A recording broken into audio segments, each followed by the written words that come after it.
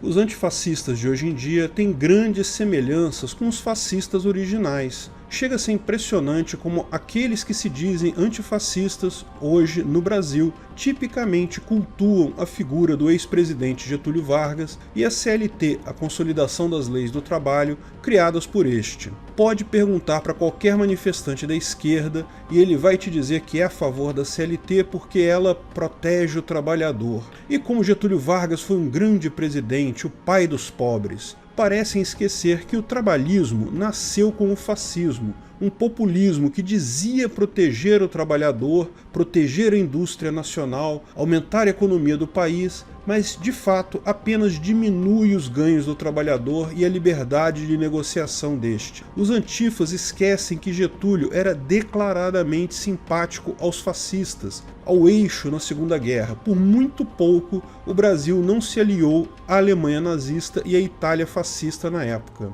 Getúlio Vargas foi o pior tipo de ditador. Populista, autoritário, racista, defensor de um Estado paternalista e controlador na economia, exatamente o mesmo ideário fascista de Mussolini, de quem copiou descaradamente a Carta del Lavoro, criando a CLT. Como ainda pode ter gente que defende hoje esse monstro que foi um dos maiores culpados por nossa sociedade ter tão pouca riqueza e liberdade hoje em dia? Antes de continuarmos o vídeo, aproveite para curtir e se inscrever na página. Clique no sininho para ser avisado de novos vídeos. Quem foi Getúlio Vargas? Texto de Rodolfo Andrello. Getúlio candidatou-se a presidente da República em 1929, perdendo a eleição, depois alegou fraude, deu um golpe auxiliado pelos tenentes do Exército e foi designado chefe do governo provisório pela junta militar. Portanto, tudo começa com um ditador que não aceitou o resultado das urnas e usou o braço armado do Estado, os militares, para a tomada do poder. Já empoderado, Vargas foi o pai da CLT, a versão tupiniquim da Carta del Lavoro de Mussolini. Hoje já existe uma tentativa esquerdista de desvincular a CLT do fascismo, dizer que não é a mesma coisa que a Carta del Lavoro, e um dos porcos argumentos que existe é que há uma diferença na extensão dos dois documentos. Mas isso nem de longe toca no problema. Ok, a CLT possuía 921 artigos em 1943, enquanto a Carta del Lavoro nasceu com 30 e foi reduzida a 11 quando se tornou lei. Disso, porém, não se deriva a ausência de influências e inspirações,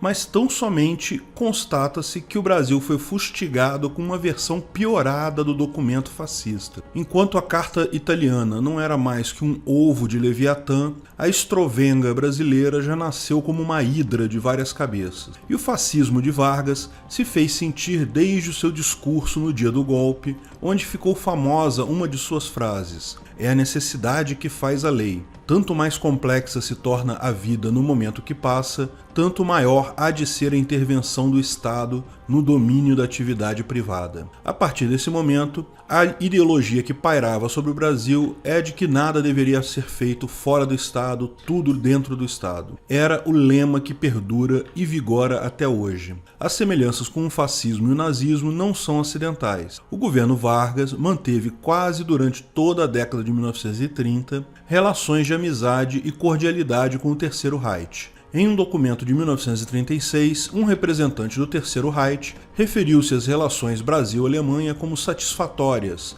apesar da ameaça judaico-comunista. Membros do governo brasileiro tinham relações cordiais com o Partido Nazista no país. Em 1937, o governador do Rio Grande do Sul, Flores da Cunha, compareceu a uma festividade nazista em Porto Alegre e disse que os alemães eram um componente racial muito valoroso do povo brasileiro. O Brasil de Vargas e a Alemanha de Hitler mantiveram acordos políticos com foco na caça a comunistas e troca de informações entre as polícias secretas de ambos os países, incluindo-se a expulsão de alguns judeus comunistas, como ocorreu com Olga Benário. Ela foi mandada para a Alemanha em um navio de carga, mesmo estando grávida de um brasileiro. Na época, um grupo chamado União Feminina do Brasil chegou a enviar uma carta para a mulher de Getúlio tentando sensibilizá-la para o fato de que o regime estava mandando uma mulher grávida para a Alemanha, mas sem obter nenhum resultado. Ela morreu torturada em um campo de concentração. Histórias como essa de um ditador fascista deportando uma militante comunista para ser morta por Hitler deveria causar, no mínimo, algum desconforto na militância esquerdista, na verdade, em qualquer pessoa. Mas como a esquerda em geral não se norteiam por uma ética objetiva, contradições como essa fazem parte do pacote. Adicionalmente, estão documentadas várias correspondências entre Brasil, Alemanha e Itália naquele período. Mussolini chegou a mandar um telegrama em italiano parabenizando Vargas pelo aniversário de 10 anos de governo. Não se tratavam de semelhanças pontuais, mas de alinhamento ideológico explícito. A Constituição de 1934, que foi imposta por Getúlio, constava o seguinte: artigo 138, incumbe à União, aos estados e aos municípios, nos termos das respectivas leis, a linha B, estimular a educação eugênica. Não surpreendentemente, durante os primeiros anos de Vargas no Brasil, chegou a haver um movimento eugenista bastante organizado, época em que era publicado o famigerado Boletim da Eugenia, que era distribuído aqui em Banânia até 1933. Já no campo econômico, que é onde o ditador possui mais admiradores, até pela perspectiva keynesiana é difícil sustentar elogios a essa figura.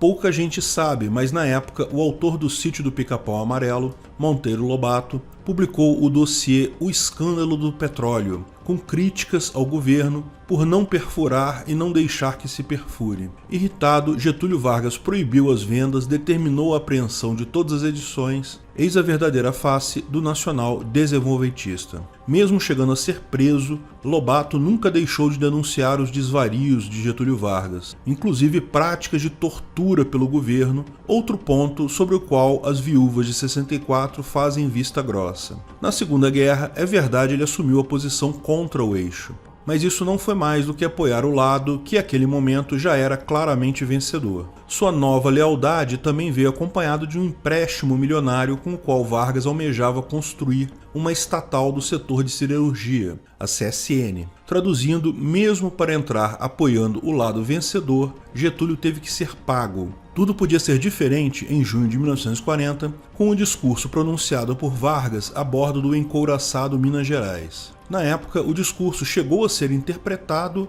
como uma adesão do país aos países do eixo. Felizmente, porém, o amor de Getúlio por dólares se revelou maior que seu amor por Hitler. Enfim, esses não são mais do que breves apontamentos para conferir o quão nefasta é a figura de Getúlio Vargas, o quão digno de repúdio são os projetos que nele se inspiram. Concluímos atestando que o único ato legítimo praticado por Vargas foi o ato em que, com um revólver, em seu próprio quarto, ele livrou o mundo de um fascista. Aplausos por essa façanha.